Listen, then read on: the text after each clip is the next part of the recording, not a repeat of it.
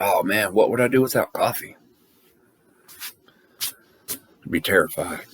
Alrighty, let's keep the ball rolling with these neutral, if not positive, threads. That's like, hey, let me take a break from covering all the crazy, terrible, awful, nasty shit. Let me just show a couple examples of what a healthy conversation on the forum looks like. Will the Ghost, he says that he feels like the prawn chute should be allowed to enter the fabricator base. Well, let me stop you right then and there. The Little Big update that Unknown Worlds rolled out for Subnautica last year kind of fucked the game up for a lot of people. It introduced many game-breaking bugs and glitches, among which one of the most frustrating is the fact that if you bring your prawn suit into an alien facility, which you're not only supposed to, but you're encouraged to, because there's ion blocks, ion cubes that you need to mine. There's an ion cube fabricator inside of an alien base that you can only mine with the prawn suit. But it gets stuck randomly everywhere and you can't go anywhere. You need the grapple arms and sometimes the stasis gun to unstick your prawn. I mean, go on the Subnautica forums and do a general discussion search for a prawn suit stuck in an alien building. It's a terrible bug. They haven't fixed it.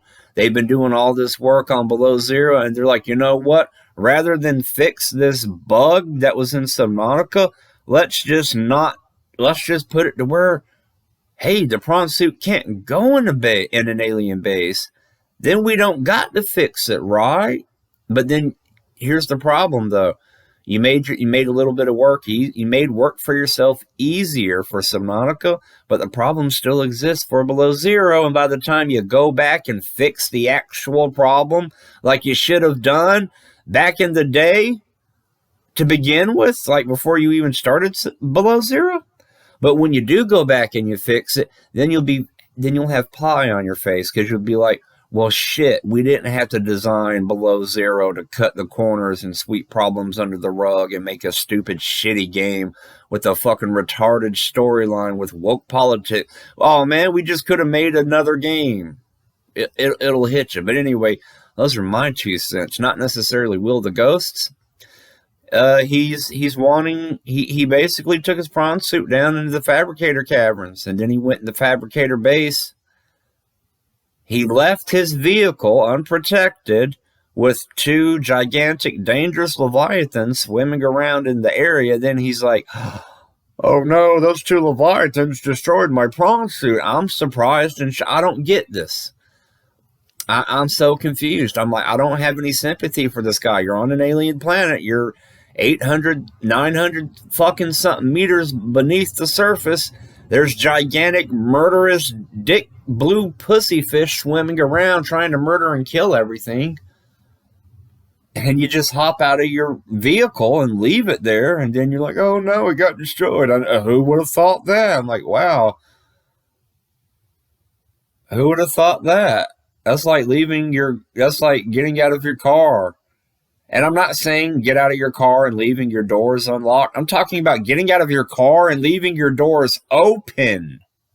Like just leaving your keys in the ignition, leaving all your car doors open, and then you just walk inside the store to go do your grocery. Not even just to run inside real quick to get one thing. Like, no, you parked, left your doors open with the keys in the ignition, and then you went shopping for 2 hours, and you come back out and your car's gone, and you're like, how could this have happened? I'm sorry. I'm sorry. I'm sorry it happened to you, and I'm also sorry if you're looking for sympathy. But Auldwolf, look at this. Auldwolf is participating in the community. I don't have any problem with any of this. This entire post, spot on. He's kind of mimicking my own stance. And this may sound flippant, but he's actually being considerate. Auldwolf is giving advice, and he's giving advice while being aware that the person he's speaking to may take it a certain way, so he's being gentle. He's even comparing it. He's saying, hey, you know, I learned my lesson from the eye jellies. So he learned from a previous experience. I hope he can learn from that 24-hour tent ban. But this is a great comment. For all the excitement and reasons where I saw, you know, Auldwolf's previous hateful, terrible comments, and I'm like, oh my goodness, I have got to make a video about this. This is incredible. Look how blatantly racist this guy is. Well, now I'm looking at this guy's post, and I'm like, I can't find one fucking thing to complain about.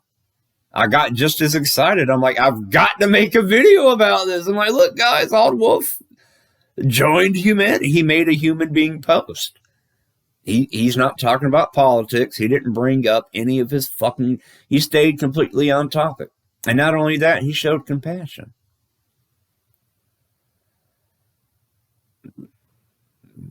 Why are you the way that you are? Like if you have the capacity, if Auldwolf has the capacity for both hatred and compassion, why would you choose hatred?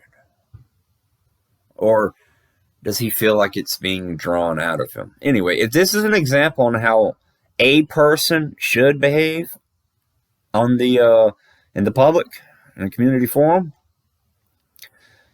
you know, then if this is specifically how Auldwolf should act, then I want to go into another topic and show you how to not act. I just said such nice things about you, Auldwolf. I took a moment, and I wasn't being hyperbolous. That's not a word. Hyperbolous. You know what? I just made up a new word. I am not going to be hyperbolous. I meant that too. I meant the nice, kind things that I said about him. Bob is me. Woe is me. The water purifier has always irked me. I wonder if he means in below zero, or if, like, just in general, he just doesn't like the water purifier. I'd like to have bred.